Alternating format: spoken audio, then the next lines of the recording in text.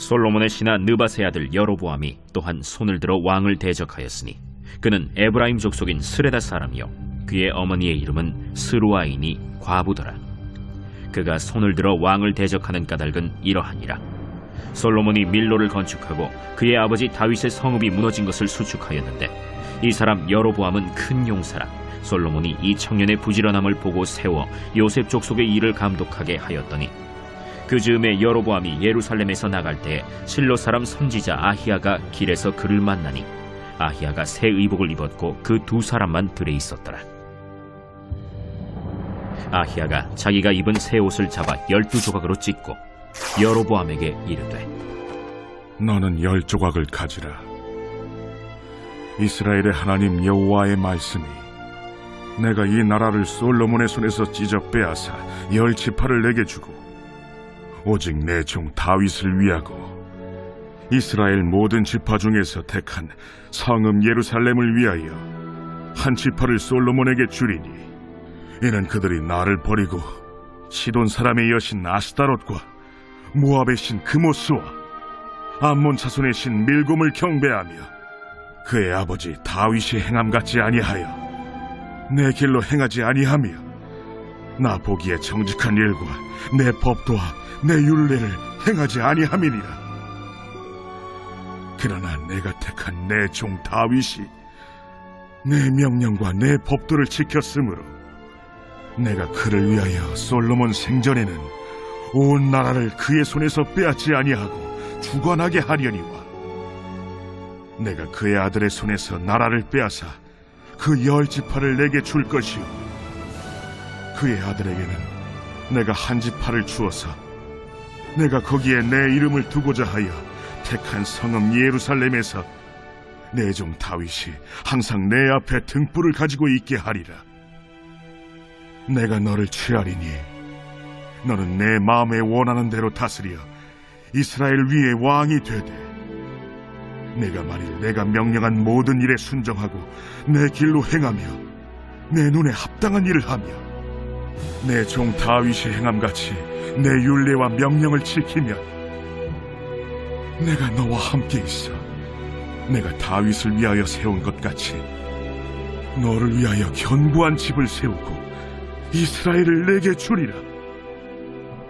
내가 이로 말미암아 다윗의 자손을 괴롭게 할 것이나 영원히 하지는 아니하리라 하셨느니라. 이러므로 솔로몬이 여로보암을 죽이려 하매 여로보암이 일어나 애굽으로 도망하여 애굽 왕 시삭에게 이르러 솔로몬이 죽기까지 애굽에 있음이라. 솔로몬의 남은 사적과 그의 행한 모든 일과 그의 지혜는 솔로몬의 실록에 기록되지 아니하였느냐. 솔로몬이 예루살렘에서 온 이스라엘을 다스린 날수가 40년이라. 솔로몬이 그의 조상들과 함께 자매 그의 아버지 다윗의 성읍에 장사되고 그의 아들 르호보암이 대신하여 왕이 되니라. 복음 위에서 삶의 길을 함께 걷는 신앙 공동체인 길 위의 교회 사랑하는 교우 여러분, 아침을 여는 묵상의 자리에 올라오심에 주님의 이름으로 여러분들의 삶을 응원하며 축복합니다. 어떤 청년이 이런 고백을 했습니다. 모든 것이 무너진 줄 알았는데 그때 하나님이 제 삶을 새로운 방향으로 이끄시고 계셨습니다. 네, 우리 인생에도 그런 때가 있습니다. 끝이라고 느낀 순간 하나님은 그 자리를 회복의 출발점으로 삼으십니다. 오늘 본문은 바로 그런 하나님의 손길을 보여줍니다.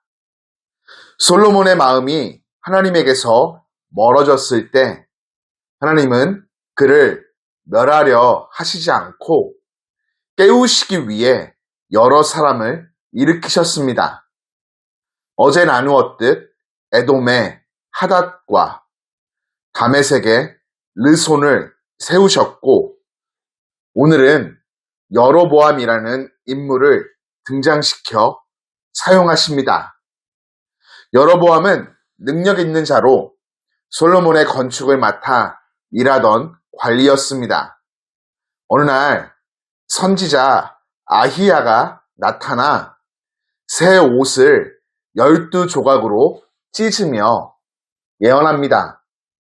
이스라엘이 10지파와 2지파로 나뉠 것이며 이스라엘 10지파를 여로보암의 손에 맡기시되 다윗의 등불은 예루살렘에서 꺼지지 않을 것이다. 이 말씀은 한편으로는 심판이었지만 다른 한편으로는 타락한 왕국을 깨우시고 약속을 이어가시는 하나님의 회복의 계획을 보여줍니다. 하나님은 무너져가는 나라를 포기하지 않으셨습니다. 언약을 잊지 않으시며 다윗의 등불을 지키셨습니다. 이스라엘은 나뉘지만 하나님의 언약은 끊어지지 않는 것이죠. 솔로몬은 이 말을 듣고 여로보암을 죽이려 하지만 그는 애굽으로 피신했고 결국 솔로몬의 통치는 40년 만에 마무리됩니다. 하나님은 솔로몬의 교만을 보시고 즉시 무너뜨리지 않으셨습니다. 대신 여로보암을 세워 하나님 없이 세워진 평안을 흔들며 깨우셨습니다. 이것은 파괴가 아닌 깨어남의 은혜이죠. 우리의 삶도 마찬가지입니다. 때로 어떤 관계가 끝나고 일이 막히고 계획이 무너질 때가 있습니다. 인생의 위기 속에서 하나님이 보내시는 여로보암을 만날 때가 있는 것이죠.